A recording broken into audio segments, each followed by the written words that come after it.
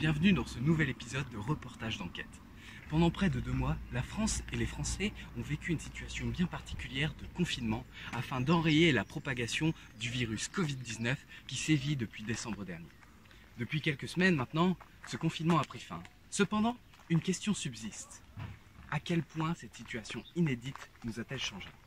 Pour tenter d'y répondre, nous partons à la rencontre de Dominique et de Monica. Ce couple de quadragénaires va nous détailler son confinement et son ressenti. Un reportage signé Mathieu Mazeltoff et Christine Sinclair. Dans une petite ville du Nord vivent Dominique et Monica. Nous les retrouvons chez eux, ce chez-soi que désormais 67 millions de Français connaissent parfaitement, car confinés à l'intérieur pendant 55 jours. Bienvenue chez moi, c'est ma maison. Comment avez-vous vécu le confinement? Ah, c'était horrible. Pourquoi? Bah, vous savez, on vit tous avec une petite routine, hein. Métro, boulot, dodo. Bah là, tout a été bouleversé, hein. J'ai dû changer toutes mes habitudes. Il n'a rien changé à ses habitudes. Toute la journée, soit il dort, soit il mange, soit il regarde la télé. Vraiment, c'est la dernière personne qui peut se plaindre de son confinement, hein. Après, bien sûr, je suis pas totalement à plaindre, ça je le sais. Par exemple, j'ai la chance d'avoir une bonne, une femme. Je sais que c'est pas le cas de tout le monde.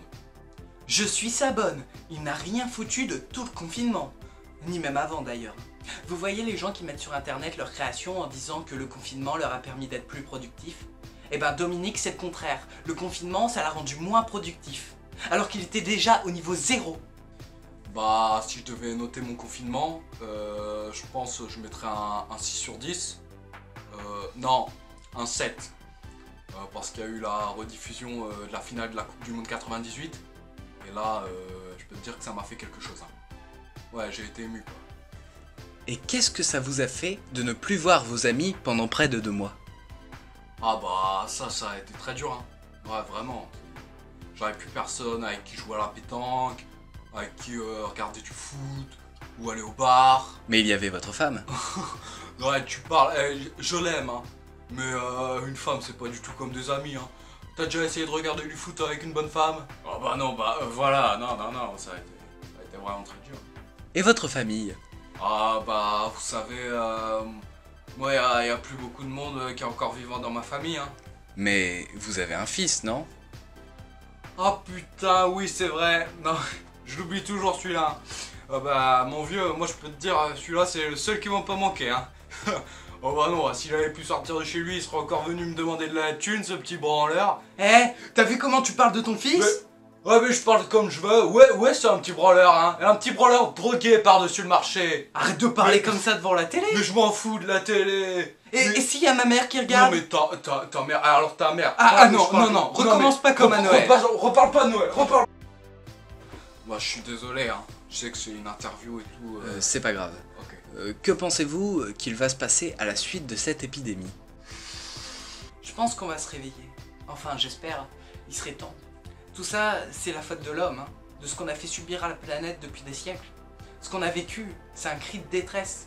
Mais pas de la Terre. Elle survivra. Mais nous, non. C'est notre civilisation qui est en danger. Alors, j'espère qu'on va faire quelque chose avant qu'il soit trop tard. C'est bon? J'étais bien? C'était magnifique. Merci. Je peux savoir ce que mon mari a répondu? Je pense... Ouais, je pense qu'ils vont garder l'émission avec Cyril Lignac. Celle où il cuisine en appel avec des gens. Ouais, c'était pas mal. Je pense que ça a bien cartonné. Ok, Ouais. un mot de la fin? Ah, je salue Thierry, Jean-Marc, François et sa femme Capucine, hein, ils se reconnaîtront. Et puis, vive Cyril Lignac!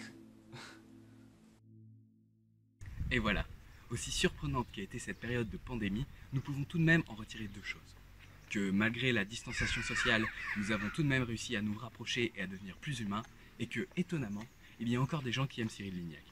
Sur ce, je vous donne rendez-vous la semaine prochaine pour un nouveau reportage d'enquête inédit sur le sexe, la violence et la drogue, ces nouveaux fléaux des maisons de retraite. Très bonne soirée, au revoir.